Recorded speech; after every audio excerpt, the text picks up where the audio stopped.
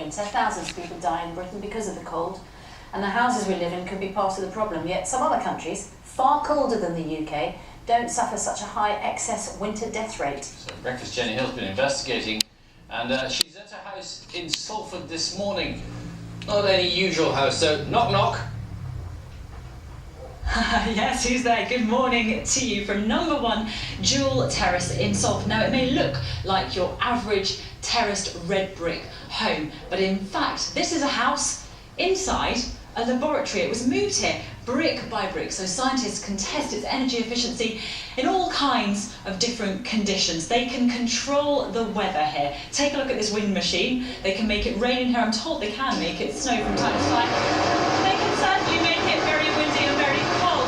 Temperatures down to -13 Celsius, simulating in fact conditions similar to that of Scandinavia, which is where we've been to ask architects and builders there how they manage to design houses which stay warm and dry regardless of the conditions outside.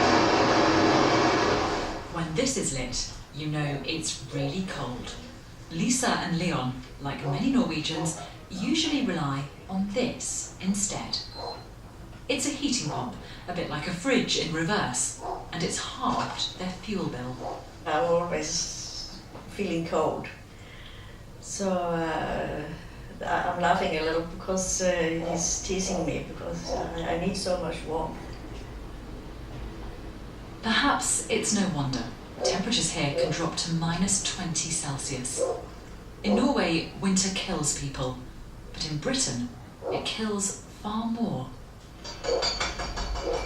Last winter in the UK, well over 30,000 people died from the cold, largely as a result of poor housing. We've come to Norway to ask whether building technology used here could save lives at home.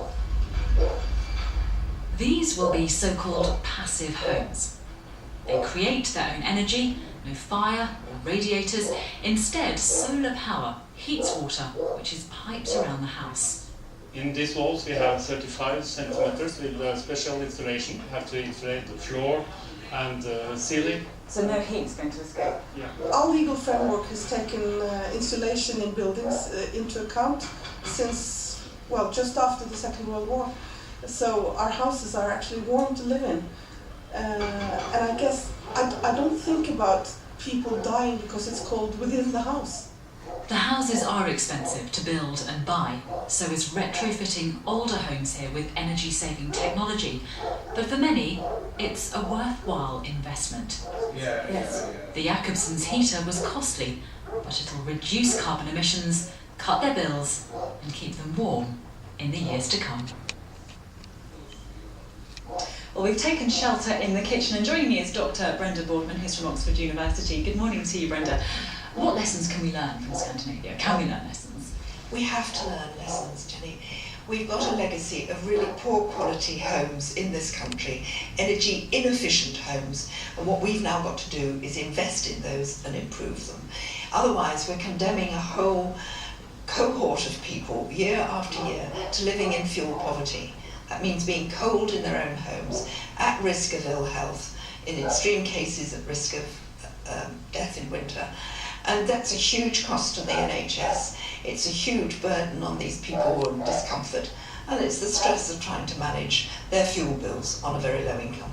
Brenda, thank you so much. Let me bring in Dr. Will Swan, who's from Salford University. Morning to you, Will. You've carried out all sorts of tests on this house in particular. How practical is it to apply some of the techniques they use in Scandinavia to Britain's housing stock? The housing stock isn't exactly the same as it is in Scandinavia. Scandinavia have had much more stringent building regulations for quite some time. This house here actually represents maybe 20% of the housing stock in the UK. So while the principles of lots of insulation and the better design can be applied, there's a vernacular and construction type that we have to address in these kinds of properties. Because many of the techniques in Scandinavia are applied to new builds, aren't they? Whereas we need to, what they call retrofit. Yeah, I mean, our building regulations didn't really get particularly stringent until maybe 2006. So when you compare that to the building regulations in Scandinavia in the 70s, it's a completely different story. Okay, Thank you both for joining us this morning. Bill, I know you were asking for snow. We have tried our best, but unfortunately if they switch on the snow machine, I'm told it means they can't carry out any experiments here for 4 weeks. So I think you'll understand that no snow today. You chose the right day. All right, Jenny.